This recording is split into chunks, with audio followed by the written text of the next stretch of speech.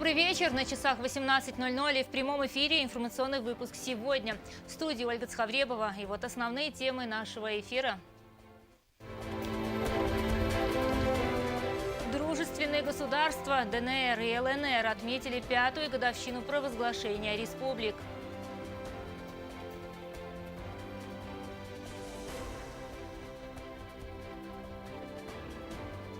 Еврейский квартал Цхинвала будет снесен или отреставрирован.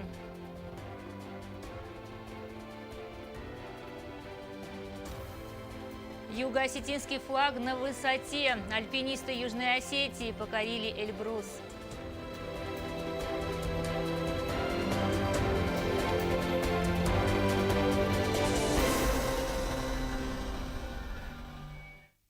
Значимость общих интересов и целей русского мира трудно переоценить. Об этом заявил президент Южной Осетии Анатолий Бибилов в Донецкой Народной Республике, где состоялось празднование очередной годовщины провозглашения Донецкой Народной Республики.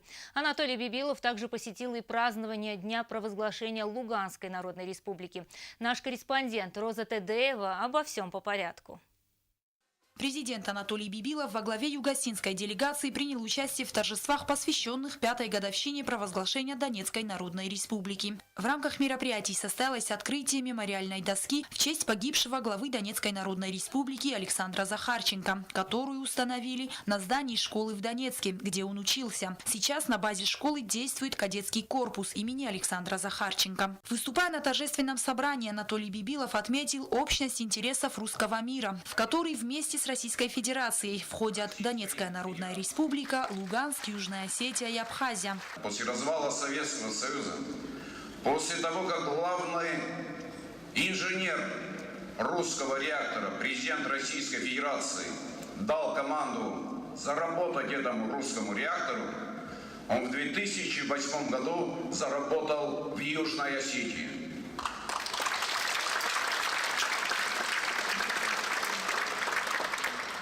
Южная Осетия и Абхазия отстояли Южный фронт русского мира. Этот фронт переместился на восток, и мы все вместе, и Абхазия, и Южная Осетия, и самое главное, и Российская Федерация, конечно, Донецкая Народная Республика, Луганская Народная Республика, мы этот фронт отстоим. Мы отвоюем этот фронт, как это сделали наши великие предки, воины советские. Он выразил уверенность, что дух свободы, справедливости, борьбы за независимость, который заложил первый глава Донецкой Народной Республики Александр Захарченко и который сегодня поддерживает Денис Пушилин, приведет к признанию Донецкой Народной Республики. Глава Донецкой Народной Республики Денис Пушилин удостоил высшей государственной награды Ордена Республики президента Южной Осетии Анатолия Бибилова и наградил Орденом Дружбы председателя Верховного суда Южной Осетии Олесю Кочиеву. В рамках визита состоялась протокольная встреча глав иностранных делегаций с главой ДНР. Делегация Южной Осетии также посетила выставку достижений народного хозяйства. Анатолий Бибилов также посетил празднование Дня провозглашения Луганской Народной Республики, которое отмечается ежегодно 12 мая. Президент Южной Осетии и глава Луганской Народной Республики Леонид Пасечник обменялись ратификационными грамотами договора о дружбе, сотрудничестве и взаимной помощи между Республикой Южная Осетия и Луганской Народной Республикой, который был подписан в 2018 году. Бибилов и Пасечник также подписали протокол о состоявшемся обмене. Эти ратификационные грамоты им как раз дают старт нашим министерствам и ведомствам для того, чтобы уже они начали подготавливать соглашения, подписывать эти соглашения и взаимодействовать на благо, конечно же, наших народов. Высокую оценку обмену ратификационными грамотами дал глава Луганской Народной Республики Леонид Пасечник. Совместно отстаивая свой суверенитет, свое место на международной арене, мы уверенно движемся к мировому признанию. Такое плодотворное межгосударственное сотрудничество позволяет республикам развивать институты демократии, их экономический потенциал и тем самым повышать уровень жизни граждан, что является для нас, конечно же, основной задачей. В присутствии президента Анатолия Бибилова и главы ЛНР Леонида Пасечника было подписано соглашение об установлении дипломатических отношений между Республикой Южная Осетия и Луганской Народной Республикой. Документ позволит систематизировать сформировавшиеся отношения между Луганском и Южной Осетией и выстраивать более тесное взаимодействие. С этого часа начал работать большой договор, заключенный между нашими республиками о дружбе, сотрудничестве и взаимной помощи. И с этого же часа наши республики вступили в дипломатические отношения. Это очень важный для наших стран и народов шаг, который позволит расширить и углубить наши двусторонние отношения. Сегодня 5 лет нашей Луганской Народной Республики, и сегодня мы документально закрепили дружественные отношения с Республикой Южной Осетией, перейдя на новый уровень, подписав протокол о заключении дипломатических отношений. Уже на торжественном собрании, посвященном празднованию 5-й годовщины провозглашения республики, Леонид Пасечник наградил медалью за заслуги 1-й степени президента Республики Южная Осетия Анатолия Бибилова. Медалью за заслуги 2-й степени был удостоен министр иностранных дел республики Дмитрий Медоев. Роза Тедеева, Тамерлан Кусраев. Информационный выпуск сегодня. Недалек тот день, когда все дома, пострадавшие в результате войны 2008 года, будут восстановлены или отстроены заново. Работа ведется постоянно. Специалисты меняют кровлю, ремонтируют квартиры и строят дома. Есть случаи, когда выделяется материальная помощь особо нуждающимся гражданам республики. Агунда Губозова с подробностями. Жилищная проблема остается одной из злободневных. Государство решает ее в меру своих сил и возможностей. Восстановилось строительство домов, разрушенных в августе 2008 года. Замена крыш, производится капитальный ремонт квартир, также пострадавших в ходе боевых. За последнее время особое внимание уделяется семьям, где есть дети с ограниченными возможностями. Финансовые средства выделяются из благотворительного фонда «Единство Алани», учредителем которого является президент Анатолий Бибилов. Нередко оказывается адресная социальная помощь гражданам республики. Заира Гигалаева в числе тех граждан, чья проблема была решена в кратчайшие сроки. Я обратилась со своей проблемой к президенту Анатолию Бибилову. Он меня выслушал, и по его поручению за короткое время нашей семье приобрели квартиру. Во время войны 2008 года Заира осталась без крова. С тех пор она вместе со своей дочкой проживала на съемной квартире. Как рассказывает Заира, на протяжении многих лет она обращалась за помощью в различные инстанции, но поддержки так и не дождалась. После она записалась на прием к главе государства. За короткое время ей была оказана материальная помощь, и Заира получила возможность приобрести однокомнатную квартиру. Впереди, как рассказывает хозяйка, приятные хлопоты. Ремонт квартиры, жилье нуждается в капитальном ремонте. Но самое главное, как отмечает Заира, она имеет свою крышу над головой. Постепенно своими силами сделаю ремонт. Самое главное, теперь у меня есть свой дом. Поддержка и помощь со стороны государства всем нуждающимся намного ощутимее сейчас. Такого не было никогда. Я всем очень благодарна. Таймураз Кудуев также приобрел мне лекарства на 15 тысяч рублей. В свою очередь моей заловке оказал помощь Алан Таттаев. Он поменял ей крышу. Напомним, что адресная помощь жителям республики, находящимся в трудной жизненной ситуации, осуществляется согласно постановлению правительства номер 89 об оказании адресной социальной помощи. Агунда Губозова, Аида Кочева. Информационный выпуск сегодня. По утвержденному плану ЖКХ Дзавского района проводит работы по обеспечению жителей чистой питьевой водой. В селе Хомесарт Дзавского района постоянно проживает 5 семей. Они испытывали большие трудности. Сейчас проблема уже практически решена.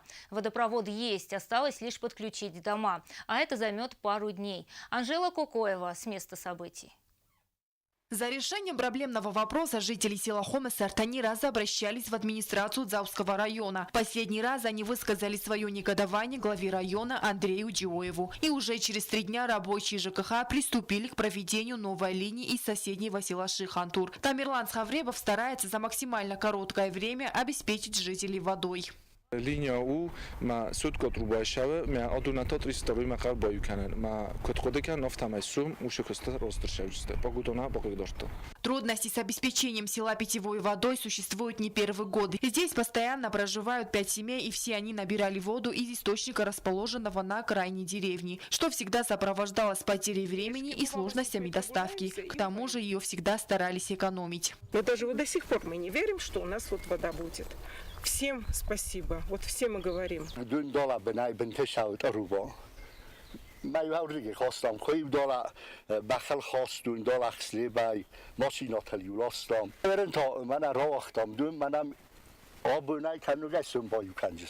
Силами ЖКХ района были приведены в порядок и проселочные дороги в села Тандельтака и Хомесарта, по которым на протяжении длительного времени жители передвигались с трудом. Фандогт хашаджита бахатадсте администрация сарлак Джиото Андрейма. Джиото Андрей ЖКХ-ма юмазл стедстам. Фейтом беноте ма хассварто шамай фандогдар ма дундар орстершави. Артагори эмгод ма фандог орст фестам. Тагра гундстам манос фандогол ошар навдиосо бинозик ахачи розда туйурт явараг юнг цефмайм чизи херна мана рафандог кустуйни чаванди аха дар машинал дар жабах. Аналогичные работы были проведены в селах Малая Гуфта и Моргу. По словам начальника ЖКХ Дзавского района, они в дальнейшем будут работать над улучшением условий проживания населения района. Анжела Кокоева, Сармат Гузитаев. Информационный выпуск сегодня. В популярных туристических городах мира особый интерес всегда вызывает старый город, самые древние постройки. Именно туда обычно стекаются иностранцы. В столице нашей республики, в Цхинвале, тоже есть такой район – еврейский квартал. Однако у нас эта часть города не только не привлекает гостей республики, сами жители побаиваются гулять у старых построек. Здания настолько обветшали и нуждаются в реставрации, что представляют сейчас опасность. Стелла Бязрова пыталась разобраться в проблеме. Еврейский квартал – один из самых старых районов города. Это сооружение было построено около 200 лет назад и на протяжении многих лет украшало нашу столицу. На сегодняшний день оно пришло в аварийное состояние и несет прямую угрозу для жителей близлежащих домов. Сносить или все же реставрировать? Этот вопрос уже многие годы беспокоит жителей одного из районов старого города еврейского квартала. Дома с вековой историей, которые приобрели статус архитектурных памятников, рушатся на глазах. Жители района всерьез этим обеспокоены. Они не могут спокойно выпускать детей на улицу, так как стены ветхих строений буквально отваливаются по кусочкам. И если часть стены рухнет, то трагедии не избежать. Здание разрушается. Наши дети здесь играют каждый день. Мы боимся за них. Надо принять окончательное решение. Или снести, или восстановить здание. Жители много раз обращались в соответствующие инстанции. Приходила комиссия. Было много дискуссий по этому вопросу. Но окончательного решения так и не было принято. У нас есть маленькие дети, кроме как здесь им больше негде играться. Мы обращались к руководству республики, собирали подписи, но так и не дождались ответа. По словам руководителя отдела по охране и восстановлению архитектурных и исторических памятников Нелли Табуевой, здание ни в коем случае нельзя сносить, так как оно является одним из объектов культурного наследия. Историческая ценность в его внешнем архитектурном виде. Это одно из красивейших зданий города. К сожалению, во время войны оно потерпело различные попадения, разрушения и так далее. В 2009 году, когда строили этот район и разрушали, и его мы попытались сохранить, он был в более или менее хорошем состоянии. Сотрудники отдела по охране и восстановлению архитектурных и исторических памятников много раз обращались в мэрию города с просьбой временно огородить сооружение. Но, по словам Табуевой, ответа так и не получили. Жители этого района неоднократно обращались в Министерство культуры по поводу опасности и аварийности этого здания. И так как мы не располагаем такими возможностями, чтобы что-то придумать или оградить его и так далее, мы обратились в мэрию. И несколько раз даже мы обращались. И ситуация обострилась. Мэрия не смогла ни оградить, ни принять какие-то меры для этого. И ситуация настолько обострилась, что жители стали угрожать нам, что они снесут это здание. И вот теперь вопрос очень серьезно встал. Действительно, надо придумать, необходимо в кратчайшие сроки и срочно найти выход из положения. Мы обратились к главному архитектору города Цхинвал Мирабу Татаеву за разъяснением сложившейся ситуации. Есть такая проблема правопамятников в еврейском квартале. Большинство из них в аварийном состоянии представляют угрозу для населения, для жизни. И мы рассматриваем эту проблему, но с финансами у нас пока тяжеловато, на это немалые средства нужны, чтобы хотя бы их огородить и консервировать. И консервация тоже нужно грамотно ее делать, выполнять эту работу. Таких специалистов тоже у нас нет. А чисто заборы строить, это не решает проблему. Еврейский квартал является одним из наиболее живописных частей старого города. Он был серьезно разрушен в ходе вооруженного грузино-остинского конфликта. Сегодня здесь можно увидеть современные дома, ремонтируются улицы. Новая эпоха постепенно вытесняет старый мир, который олицетворяют старинные здания. Для того, чтобы старый город окончательно не потерял свой исторический облик, необходимо принять компромиссное решение, которое бы устроило все стороны. Стелла Бязарова, Арсен Гастев, Александр Кокоев. Информационный выпуск сегодня. В Национальном музее Южной Осетии День Победы отметили открытием экспозиции. Среди полотен, представленных в музее постоянно, появились новые работы. Они обычно хранятся в фонде музея. Но сейчас и до конца этой недели их можно увидеть на выставке, которая была подготовлена ко Дню Победы и открылась 8 мая. Наш корреспондент Фатима Чочева была среди первых посетителей. В первом экспозиционном зале Национального музея, где постоянно действует экспозиция Махарбека Туганова, выставлены еще 6 работ, посвященные войне 1941-45 годов. На полотнах изображены портреты героев Советского Союза Василия Чочева, Алексея Устаева и Григория Сабанова, а также 3 работы, посвященные военной тематике: оборона Кавказа, помощь фронту и примирение кровников в окопах. Удивительно то, что даже остинская тема, она и в окопах, оказывается, практиковалась, то есть, находясь на передовой, значит, кровники, бывшие кровники могли там, значит, перед лицом смерти, значит, примириться друг с другом. Среди картин Махарбека Туганова, выставленных в музее, и портрет Иосифа Виссарионовича Сталина, написанный одним из его первых учеников Борисом Санакоевым. Мы тоже посчитали, значит, возможным и даже необходимым. Это история, от которой просто отказываться никак нельзя. Это неправильно, это непорядочно отказываться от истории. Ведь в то время все жили с именем Сталина на устах. Я считаю, что история, она есть история. И тот след, который я оставил в этой истории, и та роль, которая принадлежит в победе в Великой Отечественной войне этой выдающейся личности, это никто не имеет права подвергать сомнению. Обычно эти картины хранятся в запасниках музея, но в связи с празднованием Дня Победы они стали частью действующей экспозиции. Теперь у каждого жителя республики есть возможность прийти, привести своих детей, внуков, чтобы через картины показать им эпоху военных лет. И это важно. Подрастающее поколение обязано помнить о геройских поступках своих дедов и прадедов. Мы должны знать, обязательно. Наши дети должны знать. Они не должны относиться к этим праздникам так поверхностно. Они должны знать, что в глубине это человеческие трагедии, это человеческие жизни, это подвиг, понимаете? А подвиг, он всегда подвиг. Он либо есть, либо его. Чуть-чуть подвига не бывает, как говорят. Да? Поэтому это на самом деле подвиг нашего народа. Выставка, посвященная Великой Отечественной войне, продлится целую неделю.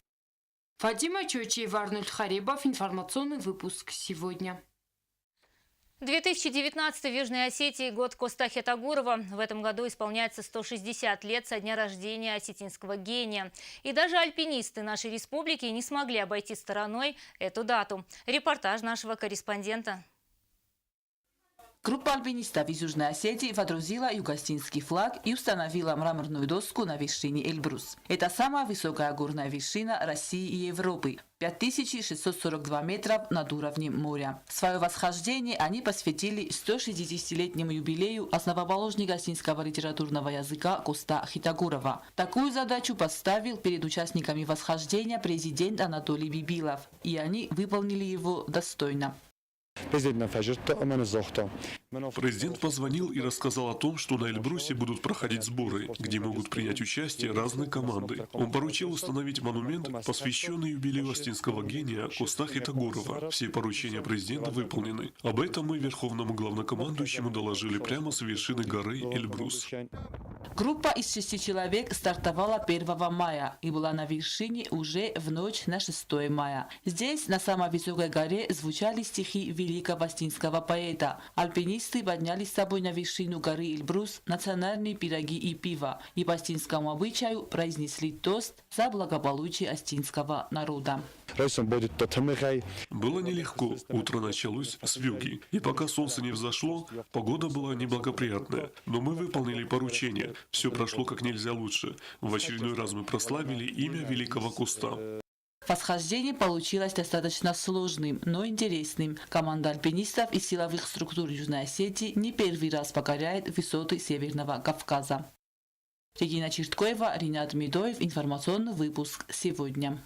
Напоминаю, мы работали в прямом эфире, и на этом наша программа подошла к концу. Я, Ольга Скавребова, желаю вам всего доброго и до свидания.